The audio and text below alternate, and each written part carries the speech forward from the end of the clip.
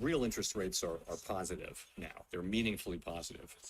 And that's a good thing. We need a policy to be restrictive so that we can get inflation down to target, okay? And we're going to need that to remain to be the case for some time. So I think, remember that of course, the SEP is not a plan that is negotiated or discussed really as a plan. It's accumulation really. And what you see are the medians. It's accumulation of individual forecasts from 19 people. And then what you're seeing are the medians. So I wouldn't want to, bestow upon it the idea that that's really a plan. But what it reflects, though, is that economic activity has been stronger than we expected, stronger than I think everyone expected. And so what you're seeing is this is what people believe as of now will be appropriate to achieve what we're looking to achieve, which is progress toward our inflation goal, as you see in the SEP.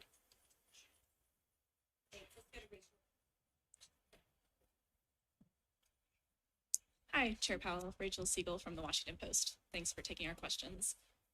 How would you characterize the debate around another hike or holding steady? Is it discussion around lag times, fear of too much slowing, too little slowing? Could you walk us through what this disagreement was about at the meeting? Yeah, so the proposal at the meeting was to maintain our current policy stance. And I think there was obviously unanimous support for that. But this, of course, is an SEP meeting, and so people write down what they think. And you have some, you saw, I think 7 wrote down no hike at this meeting, or between now and the end of the year, and I think 12 wrote down another single hike in one of the next 2 meetings that we have between the end of the year. So it wasn't like we were arguing over that. People were just stating their positions.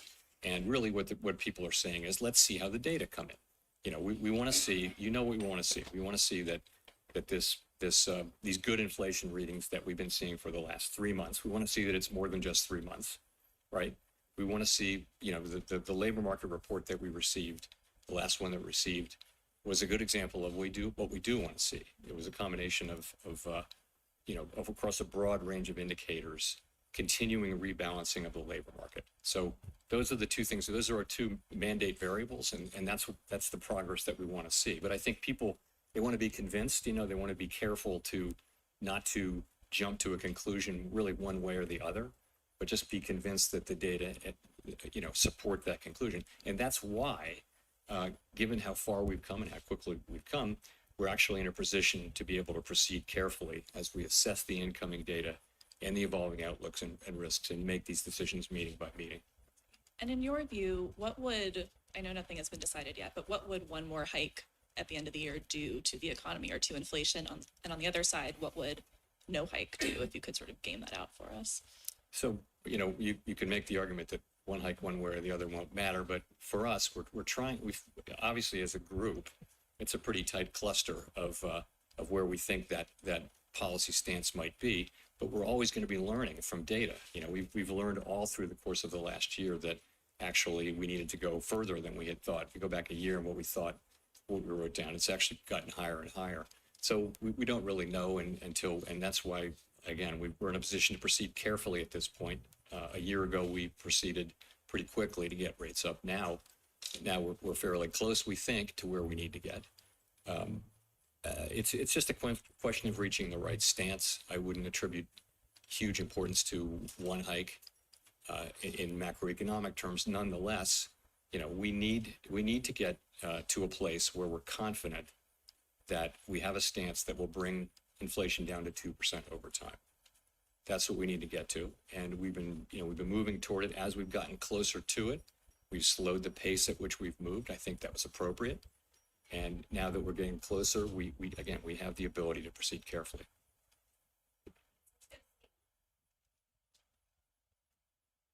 Steve Leisman, CNBC. Mr. Chair, I want to return to Colby's question here. What is it saying about the committee's view of the inflation dynamic in the economy that you achieve the same forecast inflation rate for next year, but need another 0.5 point of the funds rate on it? Does it tell us that the committee believes inflation to be more persistent, requires more medicine effectively? And I guess a related question is, if you're going to project a funds rate above the longer run rate for 4 years in a row, at what point do we start to think, hey, maybe the longer rate or the neutral rate is actually higher? Thank you.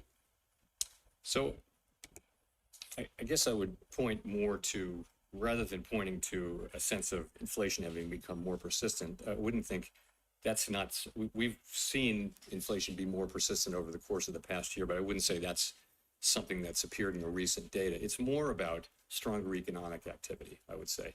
So if I had to attribute one thing, again, we're picking medians here and trying to attribute one explanation, but I think broadly, stronger economic activity means rates. We have to do more with rates, and that's what that meaning is telling you.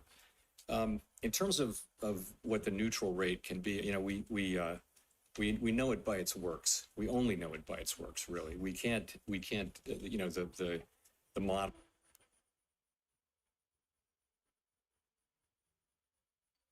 and that the economy reacts. And again, that's another reason why we're moving carefully now, because, you know, there are lags here. So it may of course be that the neutral rate has risen. You do see people, you don't see the median moving, but you do see people raising their estimates of the neutral rate. And it's certainly plausible that the neutral rate is higher than the longer run rate. Remember, what we write down in the SEP is the longer run rate. It is certainly possible that you know, that the neutral rate at this moment is higher than that, and that that's part of the explanation for why the economy has been more resilient than expected.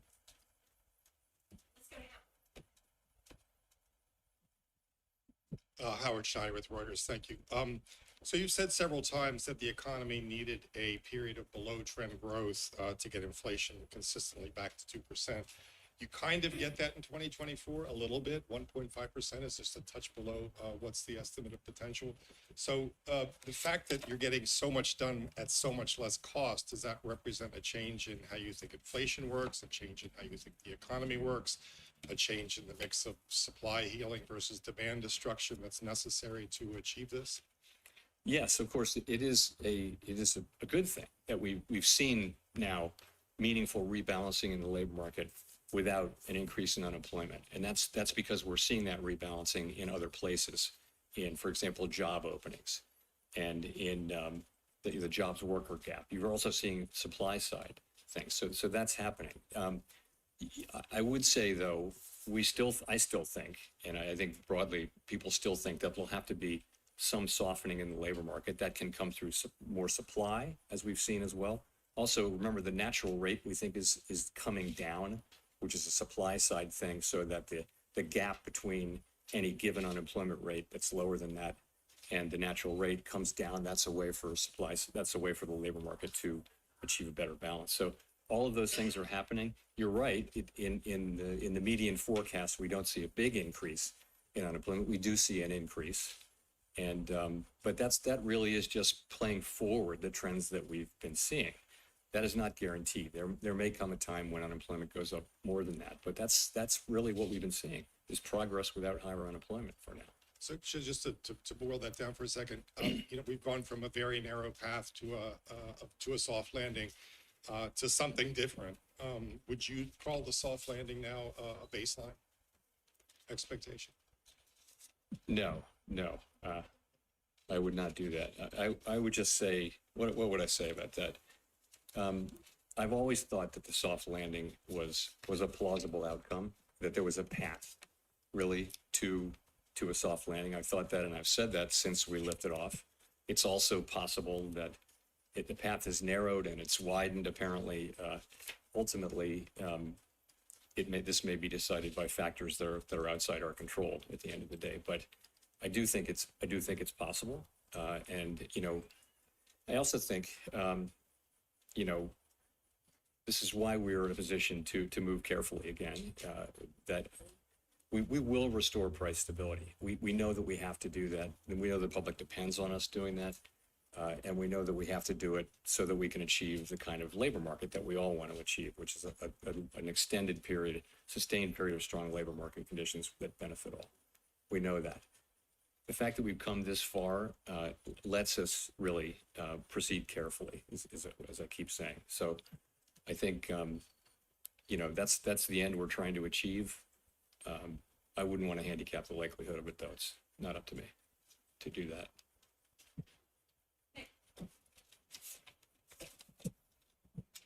Nick Timrose of the Wall Street Journal.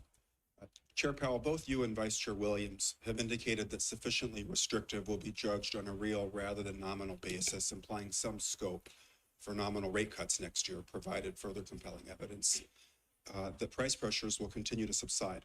Is the FOMC focused on targeting a real level of policy restriction?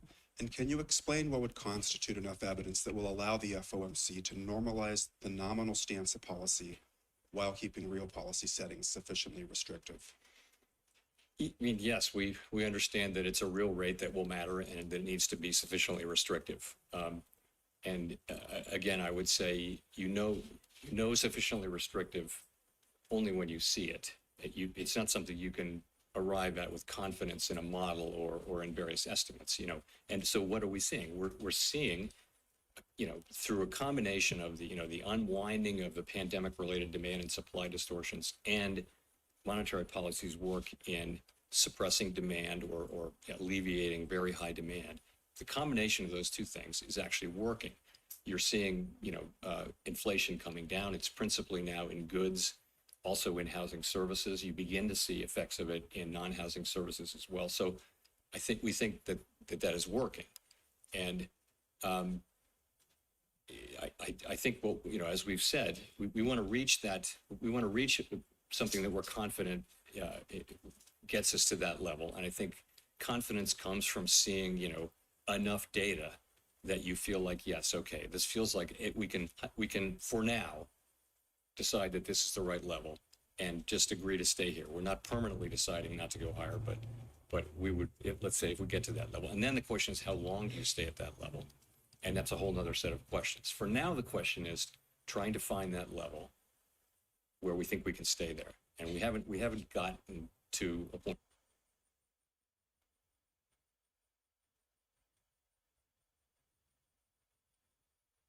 Confidence about that yet.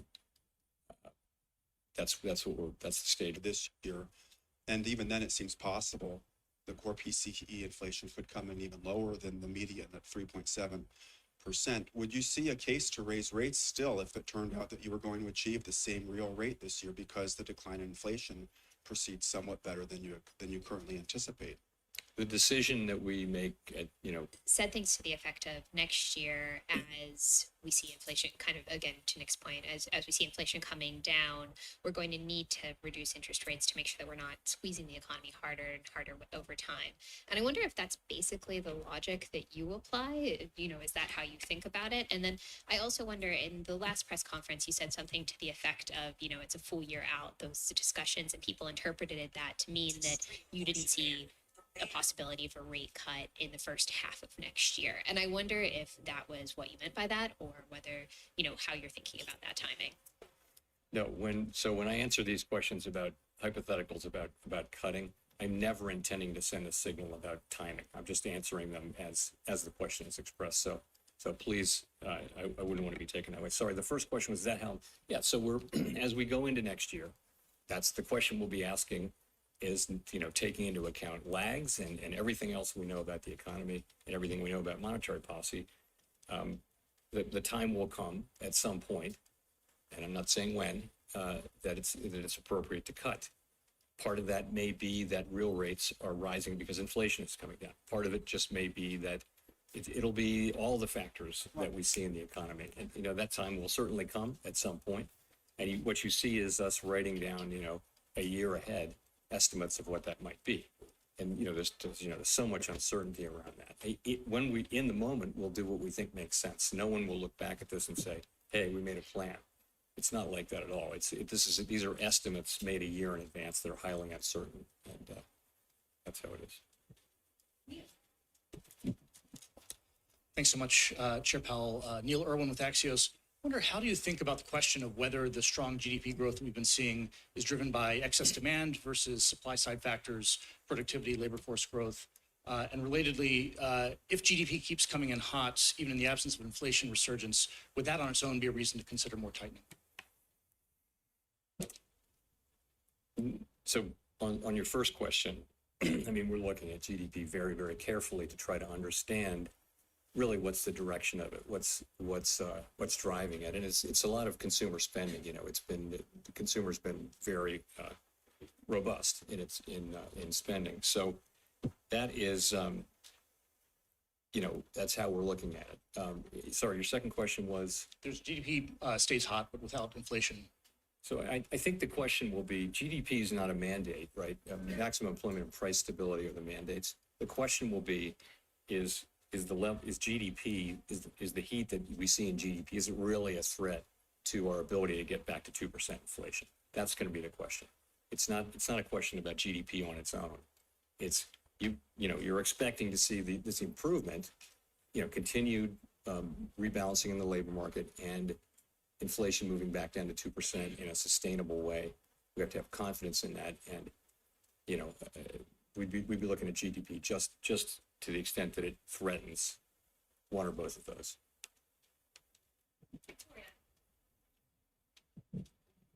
Hi, Victoria Guida with Politico.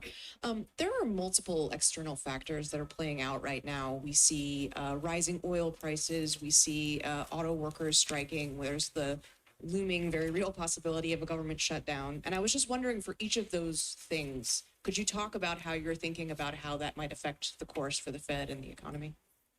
So there is a long list, and you hit some of them. But you know, it's the strike, it's government shutdown, resumption of student loan payments, higher long-term rates, oil price shock. You know, there are a lot of things that you can look at. And, you know, so what we try to do is assess all of them and handicap all of them. And ultimately, though, there's so much uncertainty around these things. I mean, to start with the strike, first of all, we absolutely don't comment on the strike, as we have no view on the strike one way or the other, but we do have to make an assessment of its economic effects to do our jobs. So, you know, the thing about it is so uncertain. It will depend. The economic effects, it could affect, we've looked back at history, it could affect economic output, hiring, and inflation, but that's really going to depend on how broad it is and how long it's sustained for. And then it also depends on how quickly production can make up for lost production. So none of those things are known right now. It's very, very hard to know. So you just have to leave that uncertain, and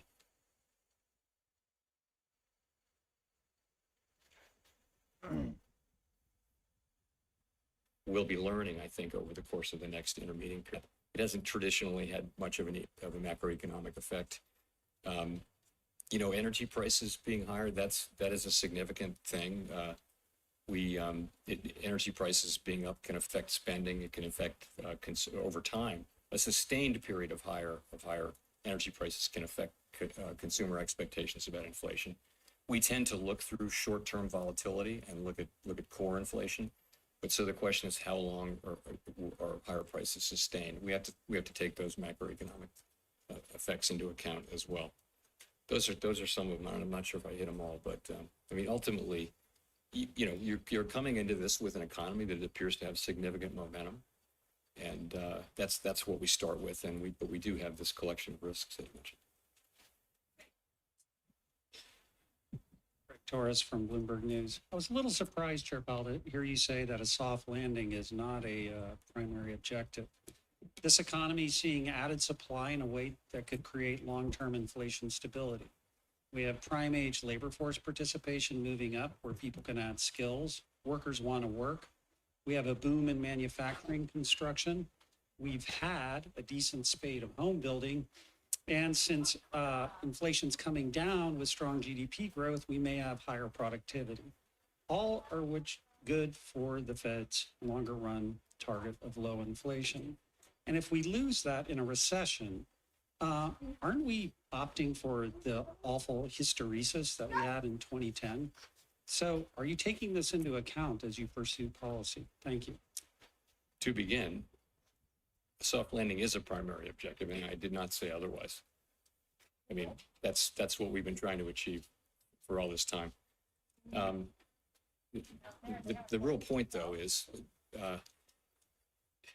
The worst thing we can do is to fail to restore price stability, because the record is clear on that. If you don't restore price stability, inflation comes back, and you go through it, you can have a long period where the economy is just very uncertain, and it'll affect growth, it'll affect all kinds of things. It can be a miserable period to have inflation constantly coming back and the Fed coming in and having to tighten again and again. So the best thing we can do for everyone, we believe, is to restore price stability. I think now, today, we actually, we have the ability to be careful at this point and move carefully, and that's what we're planning to do. So we fully appreciate that, the benefits of being able to continue what we see already, which is rebalancing in the labor market and inflation coming down without seeing, an important, large increase in unemployment, which has been typical of other tightening cycles. So. Hi, thank you. Chris Rugaber at Associated Press. When you look at the disinflation that has taken place so far, do you see it mostly as a result of what some economists are calling the low-hanging fruit, such as the unwinding of supply chain snarls and other pandemic disruptions, or is it more a broad disinflationary trend that involves most goods and services across the economy? Thank you. So if I understood your question, I would say it this way. I think we knew from before when we lifted off, but certainly by the time we knew that bringing inflation back down was going to take, as I call it, the unwinding of these distortions to both supply and demand that happened because of the pandemic and the response. So that unwinding was going to be important. In addition, monetary policy was going to help. It was going to help supply side heal by cooling demand off, and just in general, a lot better aligning supply with demand. So those two forces were always going to be important.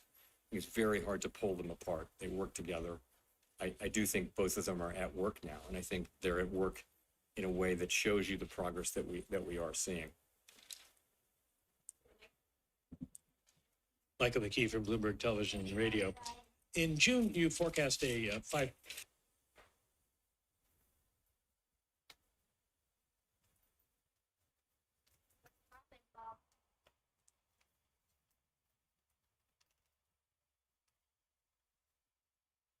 What would justify that last move? Because the median forecast is for lower inflation. And given all the known unknowns that you face, how much confidence do you have, can investors have, or the American people have in your forecasts? Well, forecasts are highly uncertain. Forecasting is very difficult. Forecasters are a humble lot with much to be humble about. But to get to your question, though, what's happened is growth has come in stronger, right? Stronger than expected, and that's required higher rates. Unemployment, you also see that the ultimate unemployment rate is not as high, but that's really because of what we've been seeing in the labor market. We've seen more and more progress in the labor market without seeing significantly higher unemployment. So we're continuing that trend. In terms of inflation, you are seeing the last 3 readings are very, very good readings. It's only 3 readings. We were well aware that we need to see more than 3 readings. But if you look at June, July, and August, you're looking at, really significant declines in core inflation, largely in the goods sector, also to some extent in housing services, and just a little in non-housing services. Those are the 3 buckets. Headline inflation, of course, has come way down, largely due to lower energy prices, some of which is now reversing. So I think people should know that economic forecasting is very difficult, and these are highly uncertain forecasts. But these are our forecasts. We have very high quality people working on these forecasts, and I think they stand up well against other forecasters. But just the nature of the business is the economy is very difficult to forecast. Given the forecast that you have, what justified not moving today? And what could justify moving in the future if you think? Well, I think we have come very far, very fast in the rate increases that we've made. And I think it was important at the beginning that we moved quickly, and we did. And I think as we get closer to the rate that we think, the stance of monetary policy that we think is appropriate to bring inflation down to 2% over time, the risks become more two-sided. and the risk of over tightening and the risk of under tightening, it becomes more equal. And I think the natural common sense thing to do is as you approach that, you move a little more slowly as you get closer to it. And that's what we're doing. So we're taking advantage of the fact that we have moved quickly to move a little more carefully now as we sort of find our way to the right level of restriction that we need to get inflation back down to 2%. Thank you, Chair Powell. Jennifer Schonberger with Yahoo Finance. With your focus on year-over-year PCE, isn't it true that base effects are huge and that by the time you meet in November, that it's more likely that you'll have a low PCE number that would make you feel more comfortable? And secondly, how will the lack of key indicators like CPI, the jobs report, impact your approach in upcoming meetings if we were to have a government shutdown? Thank you. Yeah, I missed the first question. What was it? What factors? The base factors. Base factors. Okay. So on that, we're looking at just right? You can look at just monthly readings and see what the increase was from the prior month. So you're right. When you go back 3, 6, and 12 months, you get base factors, but we can adjust for that. In terms of not getting data, again, we don't comment on government shutdowns. It's possible if there is a government shutdown and it lasts through the next meeting, then it's possible we wouldn't be getting some of the data that we would ordinarily get, and we would just have to deal with that. And I don't know. It's hard for me to say in advance how that would affect that meeting. It would depend on all kinds of factors that I don't know about now, but it's certainly a reality that's a possibility. As those kind of fall out of the equation for the next couple of readings by November, would you feel more comfortable at that point? Yes. I mean, if you're looking, if we can tell how much inflation has gone up in a given month, right? And that's what we're looking at. And month by month, what's the reading? And I think what we're really looking at is there's a tendency to look at shorter and shorter maturities, but they're incredibly volatile and they can be misleading. That's why we look at 12 months. But I think in this situation where it looks like we've had a bit of a turn in inflation starting in June, we're also looking at 6 months and even 3 months, but really 6 months inflation. So you're looking at it over that period and over longer periods. That's the right way to go. And we don't need to be in a hurry in getting to a conclusion about what to do. We can let the data evolve. Thanks for the question, Chair Powell. Edward Lawrence with Fox Business. So I want to focus back in on oil prices. We're seeing oil prices, as you mentioned, move up, and that's pushing the price of gas. So how does that factor into your decision to raise rates or not? Because the last two inflation reports, PCE and CPI, we've seen the overall inflation has actually risen. Right. So, energy prices are very important for the consumer. This can affect consumer spending. It certainly can affect consumer sentiment. I mean, gas prices are one of the big things that affects consumer sentiment. It really comes down to how persistent, how sustained these energy prices are.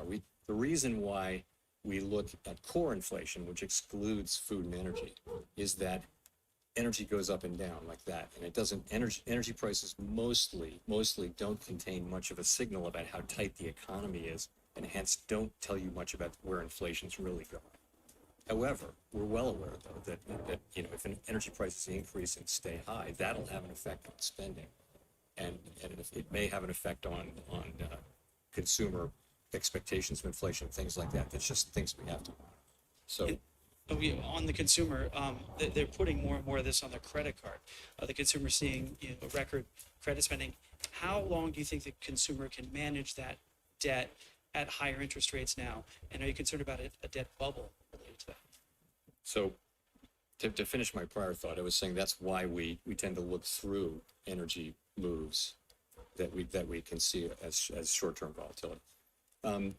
Turning to consumer credit, of course we watch that carefully. Consumer distress, measures of distress among consumers were at historic lows quite recently, during and after the pandemic.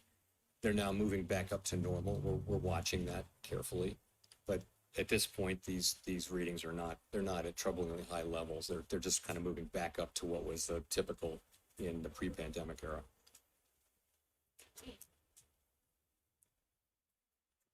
Hi, Jean Young with M&I Market News.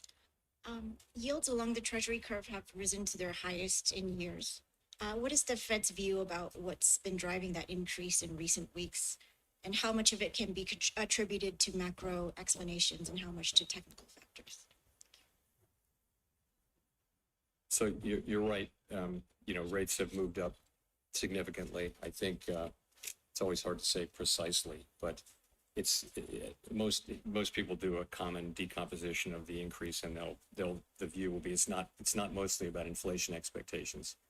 It's mostly about other things, either term premium or real yields, and it's hard to be precise about this. Of course, everyone's got models that'll give you a very precise answer, but they give you different answers. So, but essentially, they're moving up because it's not because of inflation. It's because it'll probably have something to do with stronger growth. I would say more supply of treasuries. But the common explanations that you hear in the markets kind of make sense.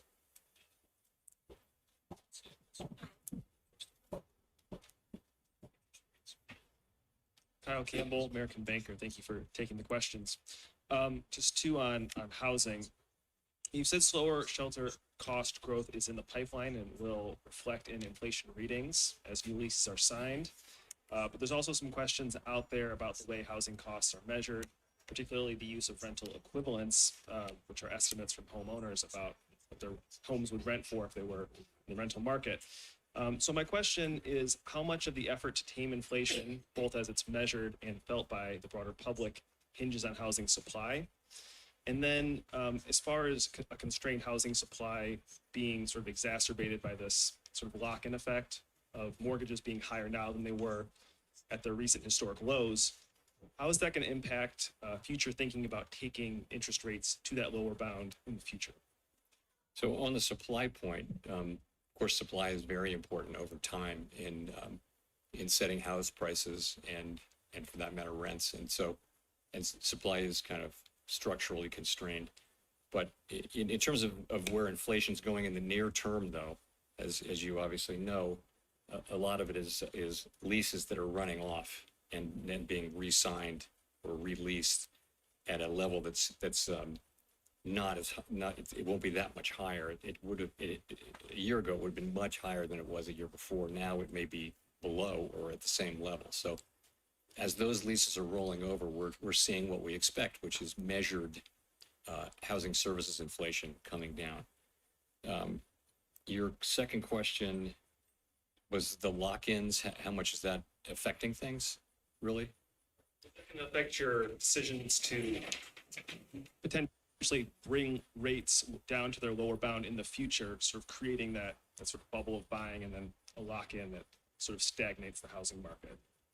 I think we look at I would look at the lock-in, the idea being that people are in very low rate mortgages, and even if they want to move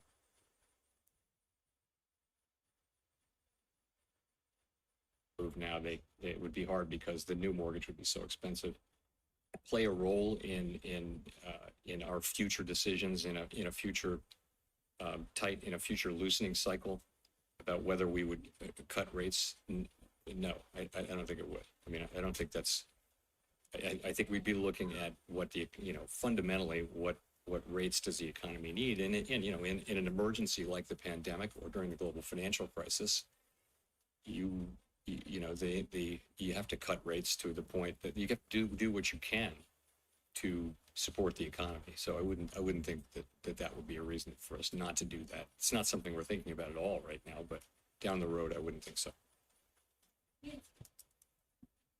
Hi, Nancy Marshall-Genzer with Marketplace. Chair Powell, you've mentioned several things that would possibly weigh on consumer confidence, maybe cut back consumer spending, possible government shutdown, high gas prices. At this point, would the Fed welcome a decrease in consumer spending? Would that help you get inflation closer to your 2% target? I wouldn't say it that way. We're not looking for a decrease in consumer spending. It's a good thing that the economy is strong. It's a good thing that the economy has been able to hold up under the tightening that we've done. It's a good thing that the labor market's strong. The only concern, and it just means this: if the economy comes in stronger than expected, That just means we'll have to do more in terms of monetary policy to get back to 2%, because we will get back to 2%. Does that answer your question? Yeah, and I guess on the other hand, would you worry that that could contribute to an economic slowdown or even a recession? Well, that's always a concern. I mean, concern number one is restoring price stability, because in the long run, that's something we have to do so that we can have the kind of economy we really want, which is one with sustained period of tight labor market conditions that benefit all, as I've said a couple times. So that said, of course, you know, we also now, given how far we've come with our rate hikes and how quickly we've come here, we do have the ability to be careful as we move forward because of that consideration. Thank you, Chair Powell. Simon Rabinovich with The Economist. One of the factors in the economic resilience to date appears to be a lesser degree of rate sensitivity than in the past. Obviously, we've talked about households with long fixed rate mortgages, also companies that refinanced before last year. What is your thinking about the efficacy of rates and how that's changed? And then related to that, how do you think about the distributional consequences, in the sense that if you're a relatively wealthy household with a long fixed rate mortgage, the past year has not been all that tough with rates going up, whereas if you're relying on your credit card for supporting your consumption, in fact, times are getting a lot tougher, a lot more quickly. Thanks. So I guess it's fair to say that the economy's been stronger than many expected, given what's been happening with interest rates. Why is that? Many candidate explanations. Possibly a number of them make sense. One is just that household balance sheets and business balance sheets have been stronger than we had understood, and so that's spending is held up and that kind of thing. We're not sure about that. The savings rate for consumers has come down a lot. The question is whether that's sustainable. That could be. It could just mean that the date of effect is later. It could also be that for other reasons, the neutral rate of interest is higher for various reasons. We don't know that. It could also just be that policy hasn't been restrictive enough for long enough. And there are many candidate explanations. We have to, in all this uncertainty, make policy. And I feel like what we have right now is what's still a very strong labor market, but that's coming back into balance. We were making progress on inflation. By many forecasts, many forecasts call for growth to moderate over the course of the next year. So that's where we are, and we have to deal with what comes. On your second question, your second question was distributional, but can you be a little clearer about that? Yeah, my point there was that if you're somebody who has a long fixed rate mortgage, you've been able to endure the higher rates relatively easily. If you're somebody who's living month to month off of your credit card, current financing rates are punitive. Yes. And so the point I would make there is that we're trying to get inflation back down. The people who are most hurt by inflation are the people who are on a fixed income. If you're a person who spends all of your income, you don't really have any meaningful savings. You spend all your income on the basics of life: clothing, food, transportation, heating, the basics. And prices go up by 5, 6, 7%. You're in trouble right away. Whereas even middle class people have some savings and some ability to absorb that. So it is for those people, as much as for anybody, that we need to restore price stability. And we want to do it as quickly as possible. Obviously, we would like to do that. We'd like the current trend to continue, which is that we're making progress without seeing the kind of increase in unemployment that we've seen in past things. But you're right, though. When we raise rates, people who are, who are living on credit cards and borrowing are going to feel that more. They are. And of course, people with lots of savings also have a much lower marginal propensity to consume, and so it's not going to affect them as much.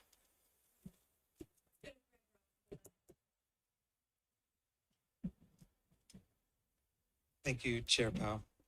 Greg Robb from MarketWatch. In the Beige Book recently, you can tell that the Fed has been surveying nonprofits and community groups about the economic health of low-income Americans, moderate with Americans. I have two questions about this. Are you going to use that data to maybe come up with sort of like a quarterly survey of those groups, like the senior loan officer survey? And and also the second question is, from your recent readings of these surveys, how are low and moderate Americans doing? Is there this thing where like the GDP is strong because of wealthy Americans kind of driving things? I just want to get your sense of the health of that sector. Thank you. So I don't know about the quarterly survey. That's an idea we can take away and think about. In terms of how low and moderate Americans, they're clearly were suffering from high inflation. I think during the pandemic, the government transfers that happened were very meaningful. And if you know the surveys that we take showed that low and moderate income people were actually in very, very strong financial condition. I think now it's a very hot labor market, and you're seeing high nominal wages, and you're starting to see real wages are now positive by most measures. So I think overall households are in good shape. Surveys are a different thing. So surveys are showing dissatisfaction, and I think a lot of that is just people hate inflation, hate it. And that causes people to say the economy is terrible, but at the same time, they're spending money. Their behavior is not exactly what you would expect from the surveys. That's kind of a guess at what the answer might be. But I think there's a lot of good things happening on household balance sheets, and certainly in the labor market and with wages. The biggest wage increases having gone to relatively low wage jobs, and now inflation coming down, you're seeing real wages, which is a good thing. Thanks very much.